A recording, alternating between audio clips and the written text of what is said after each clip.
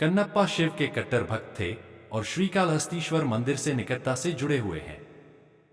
वह एक शिकारी था और माना जाता है कि श्रीकालहस्ती मंदिर के प्रमुख देवता श्रीकालहस्तीश्वर लिंग को चढ़ाने के लिए उसने अपनी आंखें फोड़ ली थीं। उन्हें 63 नैनारों या पवित्र शैव संतों में से एक माना जाता है जो शिव के कट्टर भक्त हैं। जब अर्जुन पाशुपतास्त्र के लिए भगवान शिव का ध्यान कर रहे थे तो उनकी परीक्षा लेने के लिए शिव ने एक पशु शिकारी के रूप में उस जंगल में प्रवेश किया और शिव और अर्जुन के 2 बाणों के कारण मूक नामक राक्षस को मार डाला। शिव और अर्जुन के बीच युद्ध शुरू हो गया। एक युद्ध हुआ दोनों और अंत में अर्जुन के प्रयासों से प्रभावित होकर शिव ने उन्हें पाशुपतास्त्र दिया। एक लोक कथा के अनुसार भगवान शिव ने उन्हें अगले जन्म में अपने सबसे बड़े भक्त के रूप में जन्म लेने का भी आशीर्वाद दिया। इसलिए वह कलयुग में कन्नप्पा नैनार के रूप में एक भक्त के रूप में जन्म लेने का भी आशीर्वाद दिया।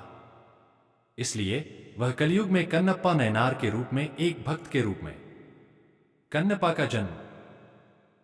का जन्म थिन्नन के रूप में हुआ था और वह श्रीकालाहस्तीश्वरर मंदिर के वायुलिंग के कट्टर भक्त थे जिसे उन्होंने शिकार के दौरान जंगल में पाया था।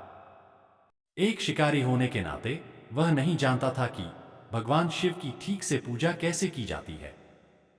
ऐसा कहा जाता है कि उन्होंने शिवलिंग पर अपने मुंह से पानी डाला था जिसे वह पास की स्वर्णमुखी नदी से लाए थे।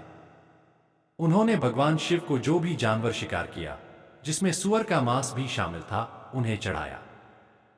लेकिन भगवान शिव ने उनके प्रसाद को स्वीकार कर लिया क्योंकि थिन्नन दिल से शुद्ध थे और उनकी भक्ति सच्ची थी। एक बार भगवान शिव ने थिन्नन की अडिग भक्ति का परीक्षण किया।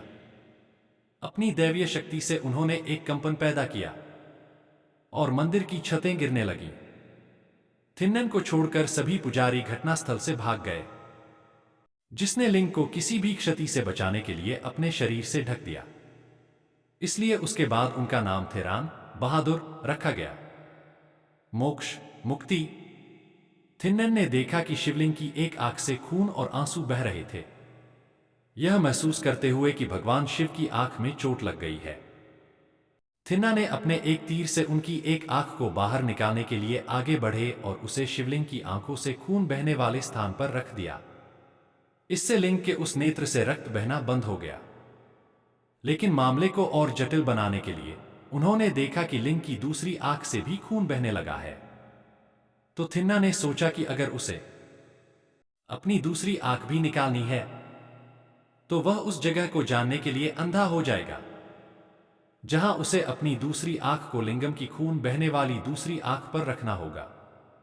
इसलिए उसने अपना दाहिना पैर का अंगूठा लिंग पर रख दिया और खून बहने वाली दूसरी आंख के स्थान को चिन्हित कर लिया और अपनी दूसरी और एकमात्र आंख को बाहर निकालने के लिए आगे बढ़ा। उनकी अत्यधिक भक्ति से प्रेरित होकर भगवान शिव थिन्नन के सामने प्रकट हुए। उन्हें उनकी एकमात्र आंख निकालने से रोका और उनकी दोनों आंखों को बहाल कर दिया।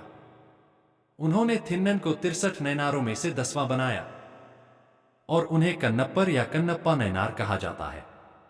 कन्नप्पा भगवान शिव के साथ लिंगम में विलीन हो गए और अंत में मोक्ष मुक्ति प्राप्त किया। उम्मीद है कि आपको यह कहानी अच्छी लगी होगी। प्लीज चैनल को सब्सक्राइब करें और कमेंट करें। जय शिव शंभू।